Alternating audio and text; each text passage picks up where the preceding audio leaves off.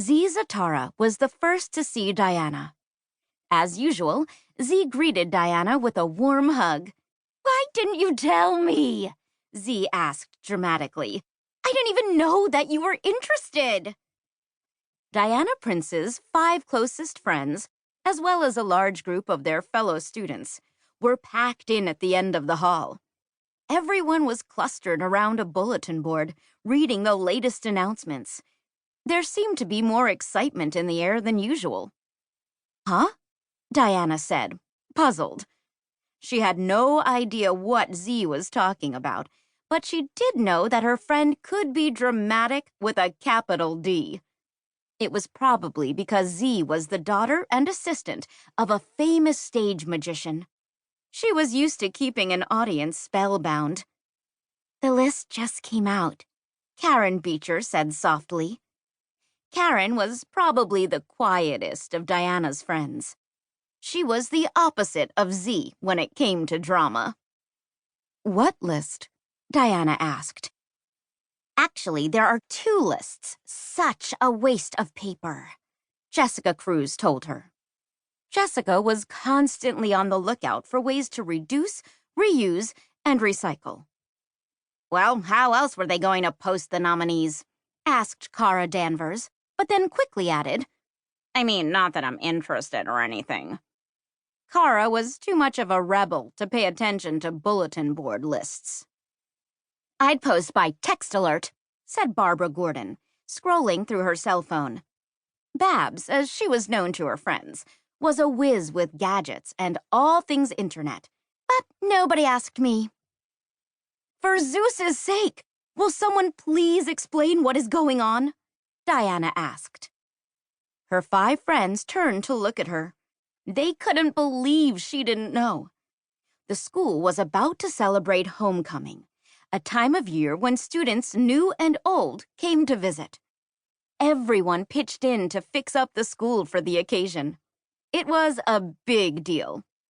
The celebration included pep rallies, a football game, and most importantly, a school dance. "You do this every year?" Diana asked, after her friends explained the tradition. She was new to Metropolis and to the world of man, as she called it. Diana was used to living among the Amazon warriors on a secret island called Themyscira. She excelled in hand-to-hand combat, but dancing the Macarena was a mystery to her. "Of course," said Z. "It's tradition. We nominate outstanding students, then we vote for them to become the king and queen of homecoming." Diana's eyes brightened when she heard the word queen.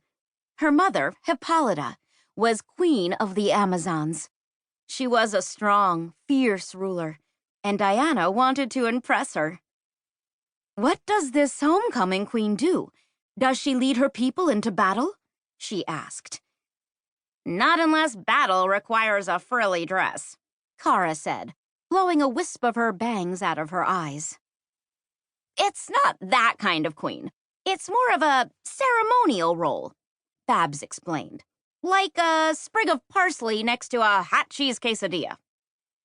Diana moved closer to the cluster of students. She looked at the flyers on the board. There were 2 lists of nominees, one for homecoming king and the other for homecoming queen.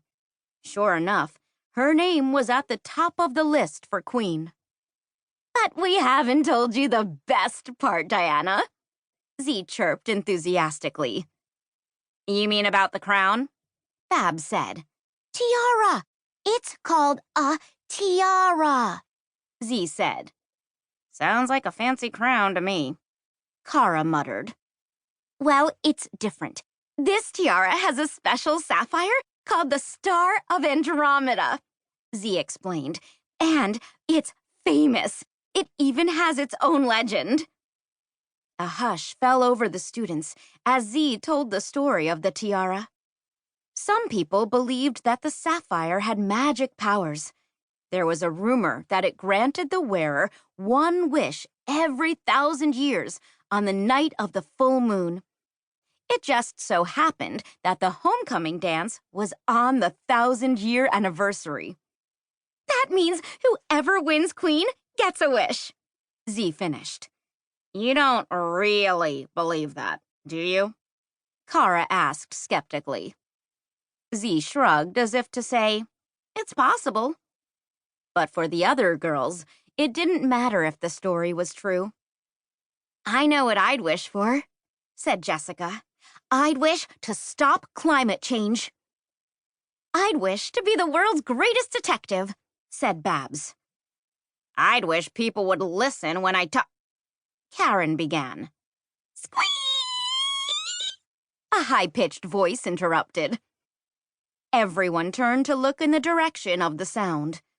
The squeal of delight had come from Carol Ferris, a cheerleader and devoted fan of the school's football team. Carol's name was also on the list for homecoming queen.